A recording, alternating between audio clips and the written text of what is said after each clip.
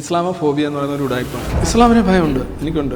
അപ്പോൾ ഇസ്ലാമിലുള്ള ഒരു സുഹൃത്തിനെ അംഗീകരിക്കാൻ പറ്റാറില്ല. വ്യക്തി എന്ന നിലയിൽ ഇസ്ലാം എന്നുള്ള ഈ സാധനം മാറ്റിക്കഴിഞ്ഞാൽ നിങ്ങൾ എക്സ് മുസ്ലിമായി 48 മണിക്കൂറിനുള്ളിൽ 14,000 പേര് മരിക്കും എന്നാണ് UN-ന്റെ ഒരു ഏജൻസി പറഞ്ഞത്. ഏതെങ്കിലും ഒരു രാജ്യത്ത് യുദ്ധം ചെയ്യുന്ന ആർമി ആർക്കെതിരെയാണോ യുദ്ധം ചെയ്യുന്നത് അവർക്ക് ആഹാരവും മെഡിക്കൽ സഹായവും നോട്ടിഫിക്കേഷനും ക്യാമ്പുകളും ഒരുക്കി കൊടുക്കുന്നതായിട്ട് കേട്ടിട്ടുണ്ട്. ഇവിടെ ഇപ്പോൾ 40 യുദ്ധം ഈ ലോകത്ത് നടക്കുന്നു.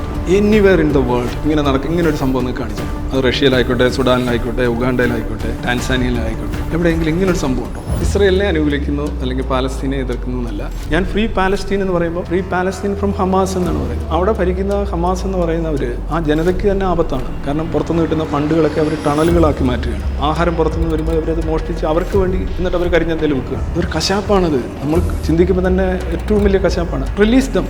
എല്ലാ രാജ്യങ്ങളിലും ഇസ്രായേലിനെതിരെ ഒരു പ്രതിഷേധം സംഘടിപ്പിക്കാനോ സ്ട്രീറ്റ് കയ്യിലെടുക്കാനോ വയലൻസ് നടത്താനോ അവിടുത്തെ ഇസ്ലാമിക് പൊളിറ്റിക്സിന് കഴിയും. ഇപ്പം നാളെ ഒരു പ്രമേയം അവതരിപ്പിക്കുകയാണ്, മനുഷ്യൻ ചന്ദ്രനെ പിളർത്തി വീണ്ടും യോജിപ്പിച്ചു എന്നൊരു പ്രമേയം അവതരിപ്പിച്ചാലും UN പാസ്സാക്കും. അത് തോൽപ്പിക്കാൻ ആർക്കും സാധിക്കില്ല. ബിക്കോസ് നമ്മളീ പറയുന്ന ഈ വർഗീയ രാഷ്ട്രീയം തന്നെയാണ് UN-ലുള്ളത്. ഇസ്ലാം പറയുന്നത് തന്നെ ഹുക്കുമത്ത് ഇലാഹിയാണ്. നമ്മുടെ നിയമങ്ങൾ ഉണ്ടാക്കേണ്ടത് നമ്മളല്ല, മനുഷ്യർ അശക്തരാണ്. നിയമങ്ങൾ മുകളിൽ നിന്ന് വരുന്നു. അതാണ് ഈ ഇറക്കി തന്ന പുസ്തകം എന്നൊക്കെ പറയുന്നതും അതിനകത്തെ കാര്യങ്ങളനുസരിച്ചാണ് ശരിയ ഒക്കെ പരുവപ്പെടുത്തിയിട്ടുള്ളത്. അപ്പോൾ ഇനി ജനിക്കാനിരിക്കുന്ന കുട്ടിയും 100ന്റെ 3 തലമുറ കഴിഞ്ഞൊരു കുട്ടിയാണെങ്കിൽ അവർ ജീവിക്കേണ്ടത് എങ്ങനെയാണെന്ന് മുന്നേ പറഞ്ഞു വെച്ച് കഴിഞ്ഞു. അതിൽ നിന്ന് മാറാൻ കഴിയില്ല. സ്വതന്ത്ര ചിന്തതിൻ്റെ നേരെ ഓപ്പോസിറ്റാണ്. സിനിമ സ്വപ്നം കാണുന്നവർക്ക് Chavara film school, Kochi. Hello and welcome to life net. It's me Noorjahan and ഇന്ന് എൻ്റെ കൂടെ ഉള്ളത് രവി ചന്ദ്രനാണ്. വെൽക്കം. സാറിനെ കുറിച്ച് പറയുകയാണെങ്കിൽ ആദ്യം തന്നെ ഒരു എത്തീസ്റ്റാണ് ഞാനെന്ന് സമൂഹത്തിനോട് വിളിച്ച് പറഞ്ഞിട്ടുള്ള ഒരാൾ തന്നെയാണ്. എപ്പോഴായിരുന്നു ആ ഒരു റിയലൈസേഷൻ ഉണ്ടായത്? ഒരു പർട്ടിക്കുലർ പീരീഡ് പറയാൻ കഴിയില്ല. അത് പല ഘട്ടങ്ങളിലായിട്ട് ഇങ്ങനെ ഉരുത്തിരിഞ്ഞു വന്നൊരു കാര്യമാണ്. പതുക്കെ ആയി വന്നതാണോ? അങ്ങനെയാണ് സംഭവിക്കുന്നത്. കാര്യം വെച്ച് കഴിഞ്ഞാൽ ഇത് വിശ്വാസം പോലെയല്ല. വിശ്വാസം നിങ്ങളെ ഒരാൾക്ക് മറ്റൊരാൾക്ക് വിശ്വാസിയാക്കാൻ താരതമ്യേന എളുപ്പമാണ്. പക്ഷേ എത്തീസം ബേസിക്കലി ഒരു കോമ്പോസിഷനാണ്. നിങ്ങൾ തന്നെ സ്വയം രചിക്കേണ്ട ഒരു കാര്യമാണ്. നിങ്ങൾ തന്നെ നിർമ്മിക്കേണ്ട ഒരു കാര്യമാണ്. അപ്പോൾ അതിന് സമയമെടുക്കും. നിങ്ങൾ വ്യത്യസ്തമായിട്ട് നിങ്ങളുടെ അറിവ്, അനുഭവം, നിങ്ങളുടെ ചിന്തകൾ, ഒരുപാട് സംഗതികൾ അതിനെ സ്വാധീനിക്കും. ക്രമേണ അതിൽ നിന്ന് ഇങ്ങനെ ഡ്രിഫ്റ്റ് ചെയ്ത് സംതിങ് ലൈക്ക് എ ലാൻഡിങ് കുറേ പീരീഡ് ഉണ്ട്. കംപ്ലീറ്റ്ലി ഈ ഒരു പ്രോസസ്സിനോട് വിശ്വാസം ഇല്ലാതായിട്ട് ഇപ്പോൾ എത്ര വർഷമായി കാണും?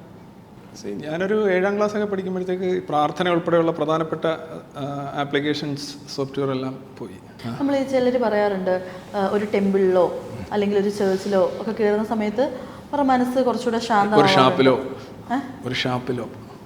ഇല്ല, ഷാപ്പിൽ പോകുമ്പോൾ ഉള്ളൊരു ഫീൽ ആയിരിക്കില്ലല്ലോ നമ്മളൊരു ടെമ്പിളിലോ അല്ലെങ്കിൽ ഒരു ചേർച്ചിലോ കയറുന്ന സമയത്തുള്ള ഒരു feel. You know the difference. അവരുടെ മനസ്സിങ്ങനെ തുള്ളിച്ചാടുകയായിരിക്കും. കൊച്ചുകുട്ടി ഒരു കൊച്ചു പശുക്കുട്ടിയെ പോലെ ഇങ്ങനെ തുള്ളിച്ചാടുകയായിരിക്കും. അത് ബോർഡ് കാണുമ്പോൾ തന്നെ മയിൽ ഇങ്ങനെ ആടുകയായിരിക്കും. ബട്ട് രണ്ടിന്റെയും പർപ്പസ് രണ്ടാണല്ലോ. അല്ല, രണ്ടിടത്തും ലഹരി തേടി തന്നെയാണ് നിങ്ങൾ പോകുന്നത്. രണ്ടും ലഹരി തന്നെയാണ്. അതായത് നിങ്ങളുടെ നോർമൽസിൽ നിന്നുള്ളൊരു എസ്കേപ്പാണ് നിങ്ങൾ അവിടെ നടത്തുന്നത്. മതം, മദ്യം, കഞ്ചാവ്, മയക്കുമരുന്ന് ഇതെല്ലാം വ്യത്യസ്തമായ ലഹരികളാണ്. പുകവലി, പാർട്ടി തിമിരം, ഇതെല്ലാം ലഹരികൾ തന്നെയാണ്. ചില ലഹരികൾ, ഉദാഹരണം മദ്യവും മതവും തമ്മിലുള്ള വ്യത്യാസം എന്ന് പറഞ്ഞു കഴിഞ്ഞാൽ മദ്യപാനം തെറ്റാണെന്ന് സമ്മതിക്കും മദ്യപാനി. അവൻ്റെ അടുത്ത തലമുറയിലേക്ക് അവൻ പകർത്തി വിടില്ല. പിന്നെ അവൻ സജസ്റ്റ് ചെയ്യില്ല. അവൻ അഥവാ ക്ഷമാപണത്തോടു കൂടിയായിരിക്കും നിർത്തണമെന്ന് വിചാരിച്ചെന്നാലും നടക്കുന്നില്ല. മതവാദി നേരെ തിരിച്ചാണ്. അവൻ അതിൽ ഭയങ്കര അഭിമാനമാണ്. അവൻ അടുത്ത തലമുറയെ കൂടി നശിപ്പിക്കും. പിന്നെ മദ്യപാനികൾ ഒരിക്കലും മദ്യം കഴിക്കാത്തവരെ മണ്ടയ്ക്ക് കയറില്ല, അവരെ എതിർക്കാൻ പോവില്ല. മറ്റ് ബ്രാൻഡുകൾ അടിക്കുന്നവരെ മണ്ടയ്ക്കും കയറില്ല. പക്ഷേ മതവാദി അങ്ങനെയല്ല. മറ്റ് മതം പ്രാക്ടീസ് ചെയ്യുന്നവരും പ്രാക്ടീസ് ചെയ്യാത്തവരുമൊക്കെ അവൻ്റെ എതിർപക്ഷത്തായിട്ടാണ്. അങ്ങനെ ഒരു സോഫ്റ്റ്വെയർ തന്നെയാണ് കാണുക. ഞാൻ ചോദിക്കട്ടെ, ഇപ്പോൾ ഒരാൾക്ക് ഇപ്പോൾ ആസ് എ പേഴ്സൺ ഞാൻ ഇപ്പോൾ ഒരു ചേർച്ചിലോ ഒരു ടെമ്പിളിലോ പോയിട്ട് എനിക്ക് അവിടുന്ന് ഒരു സമാധാനം കിട്ടുന്നു, ഒരു പീസ് ഓഫ് മൈൻഡ്, അങ്ങനെ എനിക്കൊരു സമാധാനമാണ് അവിടുന്ന് കിട്ടുന്നെങ്കിൽ അതിനെ നമുക്ക് എങ്ങനെ ഒരു മദ്യം എന്ന ലഹരിയോട് ഉപമിക്കാൻ പറ്റും? ഈ മദ്യപിക്കുന്ന എന്തിനാണ് ആളുകൾ ടെൻഷൻ കൂടുമ്പോഴും പ്രശ്നം ഉണ്ടാകുമ്പോഴും ശാരീരികമായിട്ട് ചിലപ്പോൾ കൈവിറക്കലായിരിക്കും, ഒരു സ്വസ്ഥത, അവർക്കും കിട്ടുന്ന സന്തോഷവും ആശ്വാസം തന്നെയാണ്. പക്ഷേ ഈ പറയുന്ന മദ്യപിച്ചിട്ട് പലരുടെയും വീട്ടിൽ അടി, വഴക്ക്, അങ്ങനത്തെ പ്രശ്നങ്ങൾ ഉണ്ടാവുന്നതും ഇവർ ബോധം പോയി കിടക്കുന്നത് പോലെയും ഒരാൾ പ്രാർത്ഥിച്ച് അയാളുടെ മനസ്സിലൊരു സമാധാനമായി കഴിഞ്ഞാൽ അങ്ങനെ കിടക്കുന്നത് നമ്മൾ കണ്ടിട്ടില്ലല്ലോ. അത് ഒരു വ്യക്തി ചുറ്റുപാടും ഉണ്ടാക്കുന്ന പ്രശ്നങ്ങളാണ്. മദ്യപിച്ച് കഴിഞ്ഞാൽ ആളുകൾ രണ്ട് രീതിയിൽ പെരുമാറുന്നുണ്ട്. വയലൻ്റ് ആവാറുണ്ട്, മറ്റുള്ളവർ കയറി ഇടപെടാറുണ്ട്, ബഹളം ഉണ്ടാക്കാറുണ്ട്. ചിലർ മദ്യപിച്ച് കഴിഞ്ഞാൽ വളരെ സൈലൻ്റാണ്, പോയി കിടന്നുറങ്ങും. അപ്പോൾ ഇത് ഒരേ ലഹരി തന്നെ വ്യത്യസ്ത ആൾക്കാരിൽ പലതരത്തിലാണ് വർക്ക് ചെയ്യുന്നത്. മതവും ഇത് തന്നെയാണ്. പിന്നെ യഥാർത്ഥ ആശ്വാസം യഥാർത്ഥത്തിൽ നിങ്ങൾ ഈ പറയുന്ന അമ്പലങ്ങളിലോ പള്ളികളിലോ ഇതോ കിട്ടുന്നുണ്ടോ എന്ന് ചോദിച്ചു കഴിഞ്ഞാൽ ആക്ച്വലി നിങ്ങൾക്ക് തെളിവൊന്നുമില്ല. യു ക്ലെയിം മതത്തിൻ്റെ ഒരു അടിസ്ഥാന സോഫ്റ്റ്വെയർ എന്ന് പറഞ്ഞു കഴിഞ്ഞാൽ ബെഗ്, ബ്രൈബ്, ബ്രാഗ് എന്നാണ്. അതായത് ബെഗ് ചെയ്യുക, ബ്രൈബ് ചെയ്യുക. ലൈക്ക് നിങ്ങളൊരു പാരായണം, ഒരു പുകഴ്ത്തൽ, വഴിപാട്, നേർച്ച, അല്ലെങ്കിൽ നിങ്ങളുടെ രക്തം കൊടുക്കൽ, ബോഡി പാർട്സ് കട്ട് ചെയ്യൽ, ചിലപ്പോൾ നിങ്ങളെ തന്നെ കൊടുക്കൽ, ഇതെല്ലാം ബ്രൈബിൽ വരും. നിങ്ങളോട് പ്ലീസ് ചെയ്യണം, നിങ്ങളെ പ്ലീസ്ഡ് ആവണമെന്നാണ് അതിൻ്റെ അർത്ഥം. പിന്നെ ബ്രാഗ് ചെയ്യുക. നിങ്ങൾക്ക് ഒരു ഫലവും ഒരു അനുഭവവും ഗുണവും ഇല്ലെങ്കിൽ തന്നെയും നിങ്ങൾക്ക് എന്തോ ഉണ്ടാകുന്നു എന്നുള്ളൊരു ഇമാജിനറി ബോധത്തോടുകൂടെ ജീവിക്കുക എന്ന് പറയുന്നത് ഒരു മതവിശ്വാസിയുടെ അടിസ്ഥാന കർത്തവ്യമാണ്. അല്ലെങ്കിൽ അവർ മതവിശ്വാസിയായിട്ട് തുടരാൻ കഴിയില്ല. If you question your beliefs you are out of it. ഈ മദ്യപാനിക്ക് അങ്ങനെ ഒരു പ്രശ്നമില്ല, പക്ഷേ മദ്യപാനിക്ക് ആശ്വാസം കിട്ടുന്നുണ്ട്. യഥാർത്ഥ ആശ്വാസത്തിന് എന്താണ് ചെയ്യേണ്ടത്? നമ്മൾ മനുഷ്യരെയാണ് സമീപിക്കേണ്ടത്. സാമ്പത്തികമായിട്ട് നൂറിനൊരു പ്രശ്നമുണ്ടെങ്കിൽ സാമ്പത്തികമായിട്ട് സഹായിക്കാൻ കഴിവുള്ള ഒരാളെ സഹായിക്കുക. ചിലപ്പോൾ അയാൾ സഹായിക്കുകയും നിങ്ങളുടെ പ്രശ്നം ഒഴിവാക്കുകയും ചെയ്യും. ആരോഗ്യപരമായ പ്രശ്നമാണെങ്കിൽ ഒരു ഡോക്ടറെയും, നിയമപരമായ പ്രശ്നമാണെങ്കിൽ ഒരു ലോയറെയും, അല്ലെന്നുണ്ടെങ്കിൽ ഹെൽത്ത് ഇഷ്യൂസ്, അല്ലാന്നുണ്ടെങ്കിൽ എക്സസൈസ് ആണെങ്കിൽ ഒരു ട്രെയിനറെയോ, അല്ലെങ്കിൽ അറിവിൻ്റെ കാര്യത്തിലാണെങ്കിൽ ഒരു അധ്യാപകനെയോ, ഇവർക്കെല്ലാം നിങ്ങൾക്ക് ആശ്വാസവും സന്തോഷവും സമാധാനം കൊണ്ടുവരാൻ കഴിയും. That's real. പക്ഷേ ഇതിനെല്ലാം കൂടെ നിങ്ങൾ ചെന്ന് ഒരു സ്കൈ ഡാഡിയെ ഓട് സംസാരിച്ചുകൊണ്ടിരുന്നാൽ you are just talking to yourself. നിങ്ങളോട് പിറുപിറുക്കുന്നു. അതിലേതെങ്കിലും ഒന്ന് നടക്കുന്നത് നിങ്ങളുടെ എഫേർട്ട് കൊണ്ടും നിങ്ങളുടെ അനുഭവത്തിൻ്റെ മികവ് കൊണ്ടും നിങ്ങളുടെ അറിവ് കൊണ്ടുമായിരിക്കും നടക്കുന്നത്. അത് നിങ്ങൾ വ്യാഖ്യാനിക്കുന്നത് എന്താണ്? It's because of the sky daddy. മദ്യപാനി അത്രയും ഒരു പാരലൽ വേൾഡിലല്ല ജീവിക്കുന്നത്. മതവിശ്വാസം ആ രീതിയിൽ നോക്കുകയാണെങ്കിൽ മോർ ഹോപ്പ്ലെസ്. എപ്പോഴെങ്കിലും ഇങ്ങനെ ആളുകൾ, ഞാൻ ഈ പറയുന്ന പോലെ ഒട്ടും നിങ്ങളെ പറ്റിയിട്ട് അറിയാത്ത ഒരാൾ വന്ന് ഇപ്പോൾ ഒരു ട്രെയിൻ യാത്രയിലോ അല്ലെങ്കിൽ എന്ത് ജസ്റ്റ് എക്സാമ്പിൾ അങ്ങനെ ഒരു സംസാരിച്ച് കുറച്ച് കഴിഞ്ഞിട്ട് ഇതാണ് നിങ്ങൾ എന്നറിഞ്ഞതിന് ശേഷം അകലം പാലിച്ചിട്ടുള്ളവരുണ്ടോ? ഉണ്ടാകാം. അകലം പാലിച്ചിട്ടുണ്ടോ എന്ന് എനിക്കറിയില്ല. പ്രത്യക്ഷമായിട്ട് എനിക്ക് അങ്ങനെ തോന്നിയിട്ടില്ല. പക്ഷേ നെക്സ്റ്റ് ടൈം ഒഴിവാക്കും എന്നാണല്ലോ നമ്മൾ പ്രതീക്ഷിക്കേണ്ടത്. എല്ലാവരും അത് ഒഴിവാക്കില്ല, ചിലർ ഒഴിവാക്കാതെ വരും. ചിലർ ബിക്കോസ് ഈ അവിശ്വാസികളുമായിട്ടുള്ള സമ്പർക്കം തന്നെ നമ്മളുടെ ഈമാന് കുഴപ്പമാണ് എന്നുള്ള രീതിയിലുള്ള ട്രെയിനിങ് തന്നെ അവർക്ക് കിട്ടിയിട്ടുണ്ട്.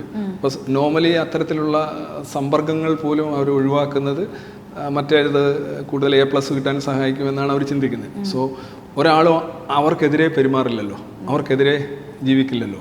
അപ്പം അവരുടെ നേട്ടങ്ങൾ അവരെ സ്കെയിൽ കൂട്ടുന്ന കേസുകളിലായിരിക്കും അത് എത്തിസ്റ്റുകളെ ഒഴിവാക്കുക എന്നുള്ളതും അതിനകത്ത് പെടുന്നു എന്നാണ് ഞാൻ മനസ്സിലാക്കുന്നത്.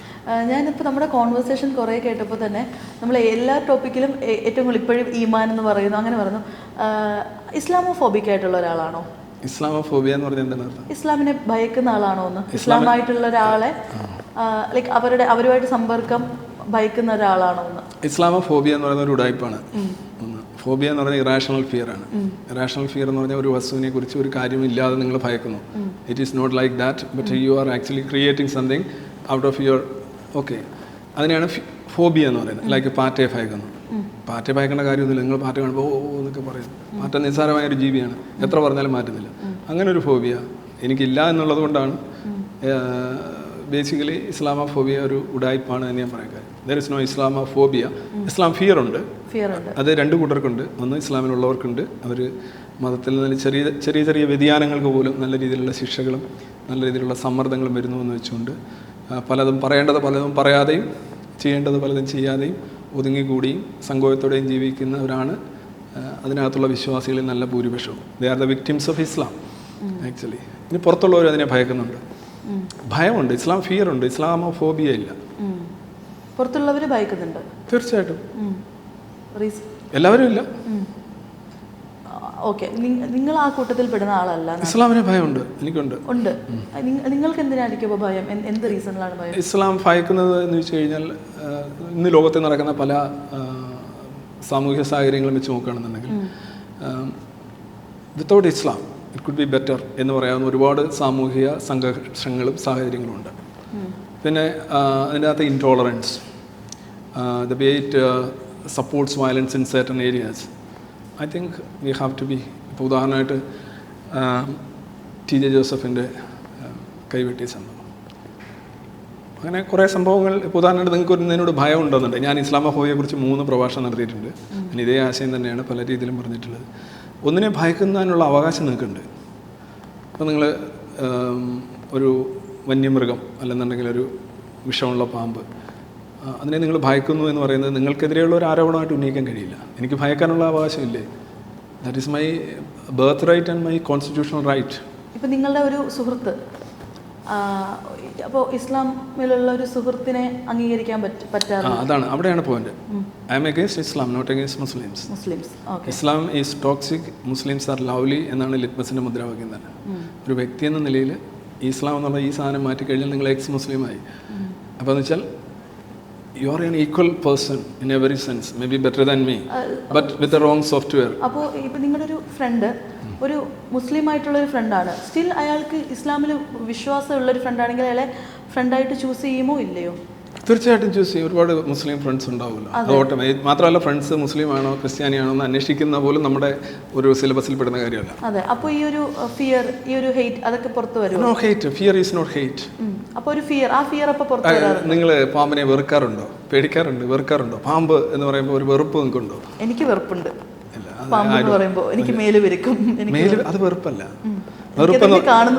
വെറുപ്പെന്ന് പറഞ്ഞു കഴിഞ്ഞാൽ എന്താ പറയുക, just I would like to clarify. Fear എന്ന് പറഞ്ഞാൽ ഒരു കാര്യം നമ്മളെ ഹാം ചെയ്യുമെന്നുള്ളതിനാണ് ഫിയർ എന്ന് പറയുന്നത്. നമുക്ക് അതിനെ ഹാം ചെയ്യണം എന്നുള്ള ഒരു ബോധ്യത്തെയാണ് വെറുപ്പെന്ന് പറയുന്നത്. എനിക്ക് പാമ്പുകളെ പോയി ചേസ് ചെയ്ത് അതിൻ്റെ മുഴുവൻ കുലം മുടിക്കണം, അതിനെ നശിപ്പിക്കണം, അടിച്ചു കൊല്ലണം എന്ന് പറഞ്ഞാൽ അതൊരു വെറുപ്പാണ്. എന്നാൽ പാമ്പിൽ നിന്ന് ഒഴിവായി മാറി നടക്കണം, എൻ്റെ സുരക്ഷിതത്തിന് നല്ലതാണ്. സോ ഇത് വളരെ പോസിറ്റീവായിട്ടുള്ള കാര്യമാണ്, നിങ്ങളെ അപകടങ്ങളിൽ നിന്ന് രക്ഷിക്കും. മറ്റേത് വളരെ നെഗറ്റീവായിട്ടുള്ള കാര്യമാണ്. സോ ഫിയറും വെറുപ്പും രണ്ടാണ്. അപ്പോൾ ഈ ഫിയർ അപ്പോൾ പുറത്ത് വരാറുണ്ടോ ആ ഒരു സിറ്റുവേഷനിൽ? എന്നെ സംബന്ധിച്ച് പറയുകയാണെങ്കിൽ, വ്യക്തിപരമായിട്ട് പറയുകയാണെന്നുണ്ടെങ്കിൽ, I am not fearless, but I fear less. അതുകൊണ്ടാണ് ഞാൻ ഇതിനെ വിമർശിക്കുന്നത്. പല ആളുകളും they fear more, that's why they are very silent.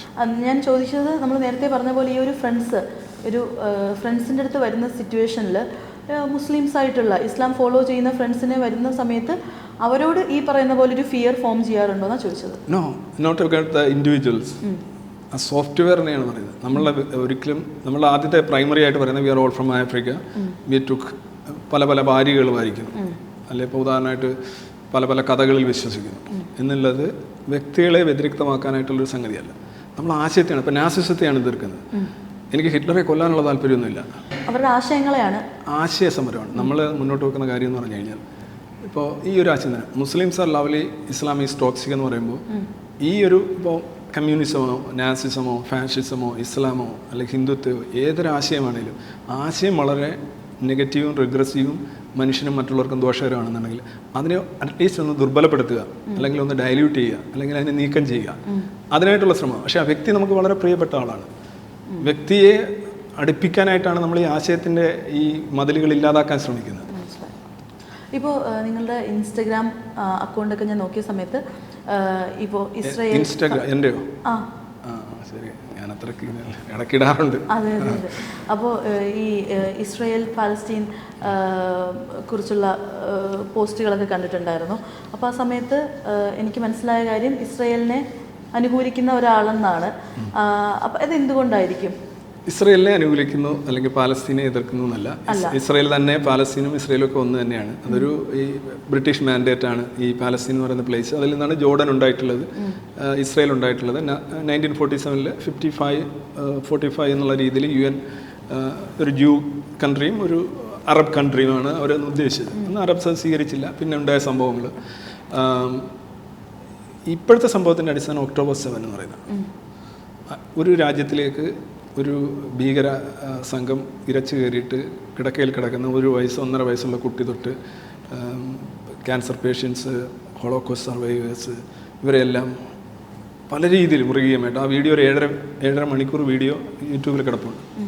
അത് കാണാൻ കഴിയില്ല. നമ്മൾ 2-3 മിനിറ്റ് ആകുമ്പോഴത്തേക്ക് ഒരു ഐസിസ് വീഡിയോ, ഈ വീഡിയോസ് നമുക്ക് കാണാൻ കഴിയാത്ത അതേപോലെയാണ്. അപ്പോൾ എന്തിനാണ് അവരെ കൊന്നത് എന്ന് ചോദിക്കുമ്പോൾ ബിക്കോസ് ദേ ആർ ജൂസ്. അത് ആ ഒരു വംശത്തെ മുഴുവൻ നശിപ്പിക്കണമെന്നുള്ള ഒരു ഇതോടുകൂടി ഒരു എഴുതി വെക്കുകയും അതനുസരിച്ച് പ്രവർത്തിക്കുകയും ചെയ്യുന്നു. എഴുതി വെച്ചാൽ മാത്രം ഞാൻ എടുക്കുന്നത്. ഉദാഹരണമായിട്ട് ഒരു ബുക്കിൽ എഴുതി വെച്ചിരിക്കുന്നു എന്നുള്ളത് കൊണ്ട് അത് പ്രാക്ടീസ് ചെയ്തില്ലെന്നുണ്ടെങ്കിൽ ഞാനതൊരു വിഷയമായിട്ട് കാണില്ല. അപ്പം എഴുതി വെക്കുകയും അത് പ്രവർത്തിക്കുകയും ചെയ്യുന്ന ഒരു കൂട്ടർ ചെയ്ത ആ ഒരു കൂട്ടക്കൊല. അപ്പം നമ്മളുടെ രാജ്യത്തേക്കാണ് ഈ കൂട്ടക്കൊല നടക്കുന്നത്. നമ്മൾ കേരളത്തിലേക്കാണ് ശ്രീലങ്കക്കാർ വരുന്നു. ഇവിടെ നമ്മൾ പത്തനാപുരം കൊല്ലമുള്ള സ്ഥലത്ത് നിന്ന് ആളുകളെ വലിച്ചഴിച്ചുകൊണ്ട് പോകുന്നു, കുട്ടികളെയൊക്കെ വെട്ടിയെരിയുന്നു, സ്ത്രീകളെ റേപ്പ് ചെയ്യുന്നു, മുടിക്ക് വലിച്ചഴിച്ചു കൊണ്ടുപോയി 250 പേരെ ബന്ദികളായിട്ട് വെക്കുന്നു, 1200 പേരെ കൊല്ലുകയും ചെയ്യുന്നു. It's A shock. അതൊരു കശാപ്പാണത്. നമ്മൾ ചിന്തിക്കുമ്പോൾ തന്നെ ഏറ്റവും വലിയ കശാപ്പാണ്. അതിന് പ്രത്യാക്രമണം നമ്മൾ എന്താ ചെയ്യേണ്ടത്? നമ്മൾ തിരിച്ചതേ കണക്ക് അവിടെ പോയി 1200 പേരെ കൊല്ലുകയും അവിടെയുള്ള സ്ത്രീകളെ ബലാത്സംഗം ചെയ്യുകയും അവിടെയുള്ള കുട്ടികളെ കൊല്ലുകയും 250 പേരെ പിടിച്ച് ഇവിടെ കൊണ്ടുവെക്കുകയാണോ വേണ്ടത്? ഒരു രാജ്യം എന്ന നിലയിൽ അവർ ചെയ്യുന്നത് ഇതിന് കാരണക്കാരായിട്ടുള്ള പെർപെട്രേറ്റേഴ്സ് ആയിട്ടുള്ള ആളുകളെ തിരഞ്ഞു പോവുകയാണ്. അപ്പോൾ അവരവിടെ ഹ്യൂമൻ ഷീൽഡും വെച്ചുകൊണ്ട് അവരിങ്ങനെ നിൽക്കുകയാണ്. അപ്പം സ്വാഭാവികമായിട്ടും ഇസ്രായേൽ ചെയ്യുന്നത് ഈ ബന്ദികളെ മോചിപ്പിക്കുക എന്നുള്ളത് രാഷ്ട്രത്തിൻ്റെ കർത്തവ്യമാണ്. ബന്ദികളെ മോചിപ്പിച്ച് കഴിഞ്ഞ ഒരു ദിവസം പോലും ഇസ്രായേൽ അവിടെ കണ്ടിന്യൂ ചെയ്യുന്നതിനെ ഞാൻ എതിർക്കും. Release them. കാരണം അവിടെ ഭരിക്കുന്ന ഹമാസ് എന്ന് പറയുന്നവർ ആ ജനതയ്ക്ക് തന്നെ ആപത്താണ്. കാരണം പുറത്തുനിന്ന് കിട്ടുന്ന ഫണ്ടുകളൊക്കെ അവർ ടണലുകളാക്കി മാറ്റുകയാണ്. ആഹാരം പുറത്തുനിന്ന് വരുമ്പോൾ അവരത് മോഷ്ടിച്ച് അവർക്ക് വേണ്ടി എന്നിട്ട് അവർ കരിഞ്ഞെന്തെങ്കിലും വെക്കുകയാണ്. അപ്പോൾ അവിടുത്തെ ജനത ഞാൻ ഫ്രീ പാലസ്തീൻ എന്ന് പറയുമ്പോൾ ഫ്രീ പാലസ്തീൻ ഫ്രം ഹമാസ് എന്നാണ് പറയുന്നത്. അപ്പം അത് ഇസ്രായേലിന് അനുകൂലമല്ല. അവിടെയുള്ള ഒരു കൂട്ടക്കൊല, ഒരു എന്താ പറയുന്നത്, അവിശ്വസനീയമായ കൂട്ടക്കൊലയാണ്. അതിൻ്റെ റെസ്പോൺസ് ഇസ്രായേൽ നടത്തുന്നു. ഇസ്രായേൽ എങ്ങനെയാണ് നടത്തുന്നത്? സ്വാഭാവികമായിട്ട് അവിടെയുള്ള മനുഷ്യർക്ക് ഒരുപാട് യാതനകൾ അനുഭവിക്കേണ്ടി വന്നു. അത് എത്രയും പെട്ടെന്ന് അവസാനിക്കണമെന്നുള്ള ആഗ്രഹവും വാദവുമാണ് എനിക്കുള്ളത്. കാരണം അവർ അനുഭവിക്കുന്ന ഈ ഒരു പ്രൊവോക്കേഷനാണ്, ഇൻടോളറബിൾ ആയിട്ടുള്ള പ്രൊവോക്കേഷൻ്റെ ഫലമാണ് ഇവർ അനുഭവിക്കുന്നത്. ഇവർ ഈ വാഷിംഗ് മെഷീനിൽ തുണിയിട്ടടിക്കുന്നത് പോലെ ഞങ്ങളിവിടെ ആക്രമിക്കാൻ പോവുകയാണ്, നിങ്ങൾ അങ്ങോട്ട് മാറും, അത് കഴിയുമ്പോൾ അവിടുന്ന് ഇങ്ങോട്ട് മാറും, നിങ്ങൾ ആളുകളെ മാറ്റി പരമാവധി പാലിൽ നിന്ന് വെള്ളം വേർതിരിക്കുന്നത് പോലെ ഈ ഹമാസിനെ മാത്രം കേന്ദ്രീകരിച്ച് ആക്രമിക്കാനായിട്ട് അവർ ശ്രമിക്കുകയാണ്. ലോകത്തൊരു ആർമി അങ്ങനെ ചെയ്യുന്നില്ല. ഇപ്പോൾ റഷ്യയിൽ 15 ലക്ഷമാണ് കാഷ്വാലിറ്റി. റഷ്യ യുക്രൈൻ വാറിൽ 3.25 വർഷമായിട്ടുണ്ട്. അവിടെ ആരും നോക്കാറില്ല. നിങ്ങൾ അങ്ങോട്ട് മാറുമെന്ന് പറഞ്ഞിട്ടല്ല റഷ്യ മിസൈൽ ഇടുന്നത്. നോട്ടിഫിക്കേഷൻ ഇല്ല, SMS ഇല്ല, ടെക്സ്റ്റ് മെസ്സേജ് ഇല്ല, പത്രത്തിൽ കൊടുക്കുന്നില്ല. പക്ഷേ ഇത് ആക്ച്വലി ഇത് ഗുണകരമാകുന്ന ഹമാസിനാണ്. കാര്യം ഇസ്രായേൽ ആക്രമിക്കുന്ന സ്ഥലം മുൻകൂട്ടി പറയുന്നതോടുകൂടി ഹമാസ് അവിടുന്ന് മാറുകയും ഈ ജനങ്ങൾ അതിൻ്റെ ഇരയാവുകയും ചെയ്യുന്നു. ഇത് സത്യത്തിൽ ഭയങ്കര അസഹനീയമായിട്ടുള്ള ഒരു അനുഭവമാണ്. നമ്മളവിടെ ഒരാളാണെങ്കിൽ you are A resident of Raza, you can assume the kind of trauma that you undergo. I want ഇത് എത്രയും പെട്ടെന്ന് അവസാനിക്കണം. ഹമാസാണ് പ്ലഗ് കൊണ്ടുവന്ന് കുത്തിയത്. അത് ഊരേണ്ടത് ഹമാസാണ്. പക്ഷെ ഈ കുഞ്ഞുങ്ങളെ കാണുന്ന സമയത്ത് വിഷമം തോന്നാറില്ലേ? കുഞ്ഞുങ്ങളെ കാണുമ്പോൾ തീർച്ചയായിട്ടും ഗാസയിലെ കുട്ടികളും യമനിലെ കുട്ടികളും സുഡാനിലെ കുട്ടികളും യുക്രൈനിലെ കുട്ടികളും എല്ലാം തീർച്ചയായിട്ടും കുഞ്ഞുങ്ങളുടെ കാര്യത്തിൽ എന്താ നമ്മൾ പറയുന്നത്, അവർക്ക് ഒരു ജീവിതം കിട്ടിയില്ല. ഇപ്പോൾ 90 വയസ്സുള്ള ഒരാൾ മരിക്കുമ്പോൾ പറയും 90 വയസ്സ് ജീവിച്ചില്ലേ. പക്ഷേ ഈ കുട്ടിക്ക് അവരെ നമ്മൾ ജനിപ്പിക്കുന്നു, പക്ഷെ അവർക്ക് ജീവിക്കാനുള്ള അവസരം 24 hours മരിച്ച കുഞ്ഞുങ്ങളുടെ മരിച്ചു വന്നു. അപ്പോൾ അത് സ്വാഭാവികമായിട്ടും കൂടുതൽ വേദനാജനകമാണ്. നമ്മളെല്ലാം മനുഷ്യരാണല്ലോ. പക്ഷേ ഇവിടെയുള്ള കുട്ടികളോടൊപ്പം തന്നെയാണ് എന്നെ സംബന്ധിച്ച് 3 ലക്ഷത്തിൽ പറയുന്ന 3,30,000 യമനിലെ കുട്ടികൾ 90% സ്റ്റാർവേഷനിലാണ്. ഞാൻ ആര് ബോംബിടുന്നു, ആര് കൊല്ലപ്പെടുന്നു എന്ന് നോക്കാറില്ല. മനുഷ്യർക്ക് വേണ്ടി തന്നെയാണ് നിൽക്കുന്നത്. നിങ്ങൾ പറഞ്ഞ ഇസ്രായേലിനെ സപ്പോർട്ട് ചെയ്യുന്നതല്ല, അവിടെ നടന്ന ഇൻസിഡൻറ്റ് വെച്ച് ആ ബന്ദികളെ വിട്ടുകൊടുക്കൂ. ബന്ദികളെ വിട്ടുകൊടുത്തു, നിങ്ങൾ അവിടെ തടവിൽ നിൽക്കുന്നവരെ മോചിപ്പിക്കും. അങ്ങനെ ഒരു എക്സ്ചേഞ്ച് നടത്തൂ. അറ്റ് ദ ഏർലിയസ്റ്റ് ഇവരെ ഈ യാതനയിൽ നിന്ന് മോചിപ്പിക്കൂ. അത് ഇസ്രായേലിന് അനുകൂലമാണെങ്കിൽ you take it that way. I don't mind. ഇവരോട് അവിടുന്ന് പാലായനം ചെയ്ത് പോകണം എന്ന് പറയുമ്പോൾ ഈ പോകുന്ന പോക്കിൽ ഇതേപോലെ ഇവർ അറ്റാക്ക് ചെയ്ത സിറ്റുവേഷൻ ഉണ്ടായിട്ടുണ്ടല്ലോ. പോകുന്ന പോക്കിൽ അറ്റാക്ക് ചെയ്യുന്ന ആരാണ് ഈ ആഹാരം കൊണ്ടുപോകുന്നത്? ഞാൻ ചോദിക്കട്ടെ, ഇപ്പോൾ കഴിഞ്ഞ 1.5 മാസമായിട്ട് കൃത്യമായിട്ട് ഭക്ഷണത്തെക്കുറിച്ചുള്ള ഒരു കംപ്ലൈൻറ്റ് ഇല്ലല്ലോ. അപ്പോൾ ഈ 1.5 മാസം കൊണ്ടാണോ ഈ ഭക്ഷണമെല്ലാം അവിടെ എത്തിയത്? 48 മണിക്കൂറിനുള്ളിൽ 14,000 പേര് മരിക്കും എന്നാണ് UN ഒരു ഏജൻസി പറഞ്ഞത്. അന്ന് ഭയങ്കര വാർത്തയാണ്. 14,000 പേര് മരിക്കാൻ പോകുന്നു. അപ്പോൾ ഇത്തരത്തിലുള്ള ഭീതി വ്യാപാരമൊക്കെ നടത്തിയ അതേ സ്ഥലത്ത് ഇന്നിപ്പോൾ ആരും ഭക്ഷണത്തെക്കുറിച്ച് സംസാരിക്കുന്നില്ല. ഏതെങ്കിലും ഒരു രാജ്യത്ത് യുദ്ധം ചെയ്യുന്ന ആർമി ആർക്കെതിരെയാണോ യുദ്ധം ചെയ്യുന്നത് അവർക്ക് ആഹാരവും മെഡിക്കൽ സഹായവും നോട്ടിഫിക്കേഷനും ക്യാമ്പുകളും ഒരുക്കി കൊടുക്കുന്നതായിട്ട് കേട്ടിട്ടുണ്ട്. ഇവിടെ ഇപ്പോൾ 40 യുദ്ധം ഈ ലോകത്ത് നടക്കുന്നുണ്ട്. എനിവെയർ ഇൻ ദ വേൾഡ് ഇങ്ങനൊരു സംഭവം നിങ്ങൾക്ക് കാണിച്ചു തരാം. അത് റഷ്യയിലായിക്കോട്ടെ, സുഡാനിലായിക്കോട്ടെ, ഉഗാണ്ടയിലായിക്കോട്ടെ, ടാൻസാനിയയിലായിക്കോട്ടെ, എവിടെയെങ്കിലും ഇങ്ങനൊരു സംഭവം ഉണ്ടോ? പക്ഷെ അവരെ കൊല്ലാക്കൊല ചെയ്തിട്ട് അവർക്ക് ഫുഡ് കൊടുത്തു എന്ന് വെച്ചിട്ട് ഇവർ നല്ലവരാവില്ലല്ലോ. ഫുഡ് കൊടുക്കുന്നത് കൊല്ലാക്കൊല ചെയ്യാനാണോ? കൊല്ലാക്കൊല ചെയ്യാണെങ്കിൽ ഫുഡ് കൊടുക്കാതിരിക്കുകയാണ് വേണ്ടത്. 2 മില്യൺ ആഹാരമാണ് പാക്കാണ് ഈ കഴിഞ്ഞ ഇതുവരെ ഉള്ള യുദ്ധത്തിനിടയിൽ വിതരണം ചെയ്തിട്ടുള്ള അവിടെ. പിന്നെ എന്തായിരിക്കും ഈ ലോകത്ത് കൂടുതൽ ആളുകളും ഇവർക്കെതിരായിട്ട് നിൽക്കുന്നത്? Absolutely, that's A very good question. അത് മതപരമാണ്. 2 കോടി വരുന്ന ന്യൂനപക്ഷമായിട്ടുള്ള ജൂതർ, അവർ ഒരു കാലഘട്ടത്തിൽ ക്രിസ്ത്യാനിറ്റിയുടെ അതീശ കാലഘട്ടത്തിൽ അവർ അതിഘോരമായിട്ടുള്ള പീഡനങ്ങൾക്ക് വിധേയമായി. ഹോളോകോസ്റ്റ്, അന്ന് ഇസ്ലാം കുറച്ച് ഡോർമെൻ്റ് ആയിരുന്നു. ഇപ്പോൾ the turn of Islam to torment and torture them, they are only 2 crore. ഇത് 202 കോടി ഒരു മഹാപുരുഷൻ. ഇപ്പോൾ ലോകത്ത് എല്ലാ രാജ്യങ്ങളിലും ഇസ്രായേലിനെതിരെ ഒരു പ്രതിഷേധം സംഘടിപ്പിക്കാനോ സ്ട്രീറ്റ് കയ്യിലെടുക്കാനോ വയലൻസ് നടത്താനോ അവിടുത്തെ ഇസ്ലാമിക് പൊളിറ്റിക്സിന് കഴിയും. അത് യു എനിൽ തന്നെ 193 കൺട്രീസാണുള്ളത്. അതിൽ 55 കൺട്രീസ് ബേസിക്കലി ഒന്നീ ഇസ്ലാമിക ഭൂരിപക്ഷം അല്ലെങ്കിൽ OIC വരുന്ന കൺട്രീസാണ്. And they can influence 25 more. So 75 ഒരു ഹാർഡ് ബ്ലോക്കായിട്ട് നിൽക്കുകയാണ്.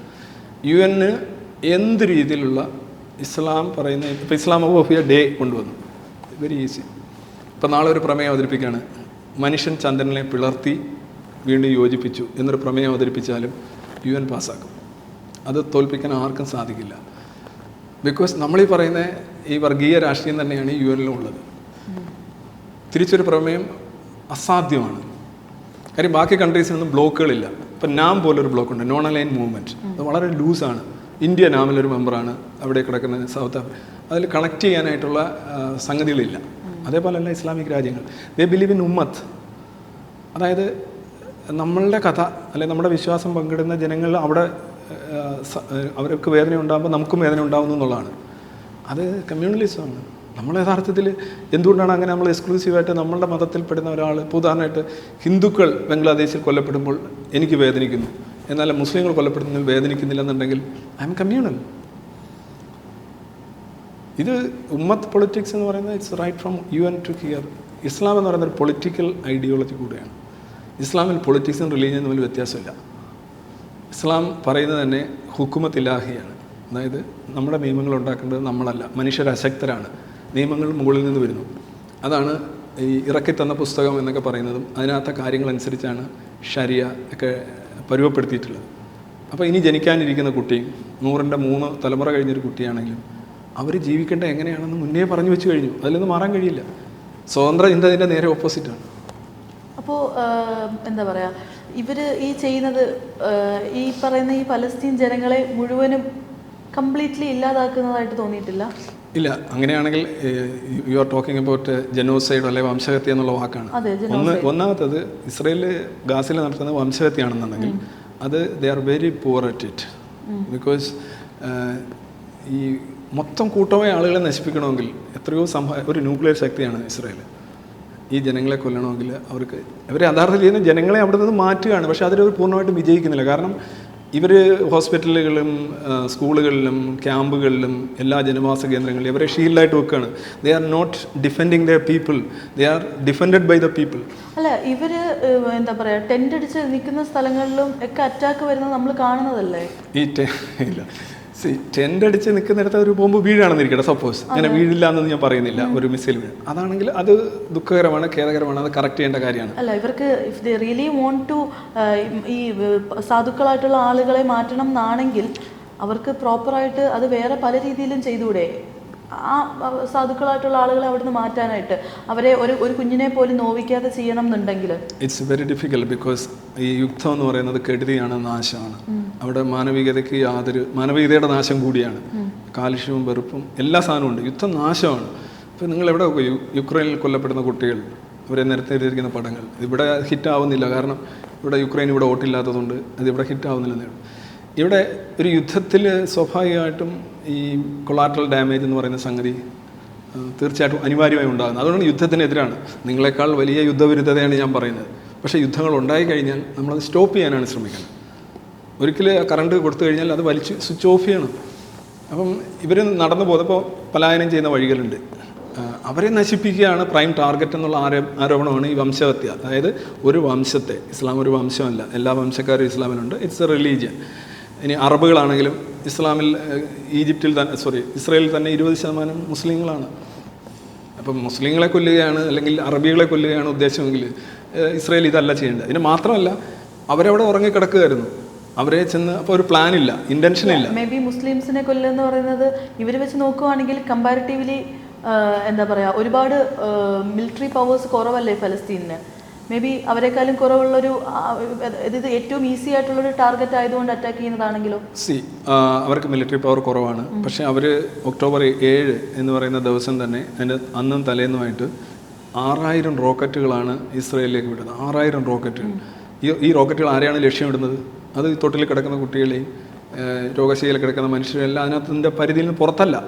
അവരെ ആരെങ്കിലും കൊല്ലണം എന്നുള്ളത് തന്നെ അല്ലെങ്കിൽ എന്തെങ്കിലും നശിപ്പിക്കണമെന്നാണല്ലോ ഈ 6000 റോക്കറ്റിൻ്റെ ഉദ്ദേശം. ഇങ്ങനെ ഒരു റോക്കറ്റ് ഇസ്രയേൽ വിട്ട് കഴിഞ്ഞാൽ നമ്മളിവിടെ എന്തുമാത്രം പ്രതിഷേധം ഉണ്ടാകും? ഒരു ലക്ഷ്യബോധമില്ലാതെ ഒരാൾക്കൂട്ടത്തിന് നേരെ റോക്കറ്റ് വിടുന്നു. ഇനി ആ റോക്കറ്റുകളൊന്നും അവിടെ വീണില്ല, അതിനെല്ലാം അയൺഡോം വെച്ച് അവർ തടഞ്ഞു എന്നുള്ളത് ഹമാസിൻ്റെ മേന്മയല്ലല്ലോ. ഈ സ്ഥിരമായി റോക്കറ്റുകൾ വിടുകയും അപ്പുറത്തുനിന്ന് ഹിസ്ബുള്ളയും ഇവിടുന്ന് ഹമാസും റോക്കറ്റുകൾ വിടുന്നു, ജനവാസ കേന്ദ്രങ്ങളിലേക്കാണ് വിടുന്നത്.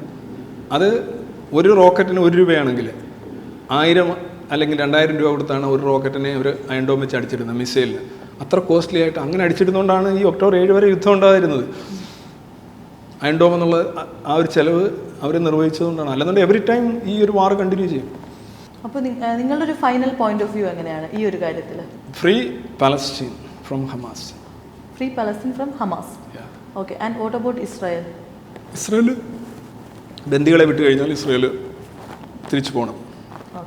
ഈ വംശഹത്യയാണ് അവിടെ നടക്കുന്നതെങ്കിൽ, ഇന്ന് ഈ ലോകത്ത് നടക്കുന്ന എല്ലാ യുദ്ധങ്ങളിലും നടക്കുന്ന വംശഹത്യയാണ്.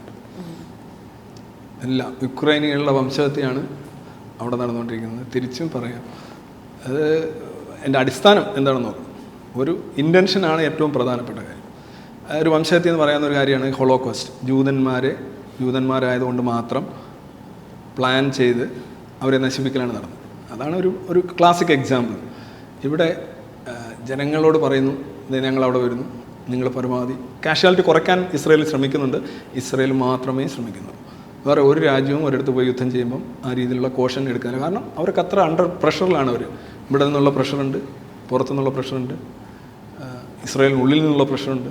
എല്ലാവർക്കും യുദ്ധം പെട്ടെന്ന് അവസാനിക്കും. Everyone wants the war to end at the earliest. ഞാൻ അതിനെയാണ് സപ്പോർട്ട് ചെയ്യുന്നത്. അത് ഇസ്രയേലിനെ സപ്പോർട്ട് ചെയ്യുന്നതായിട്ട് താങ്കൾക്ക് തോന്നിയത് എന്താണെന്ന് എനിക്കറിയില്ല. സിനിമ സ്വപ്നം കാണുന്നവർക്ക് ചാവറ ഫിലിം സ്കൂൾ, കൊച്ചി.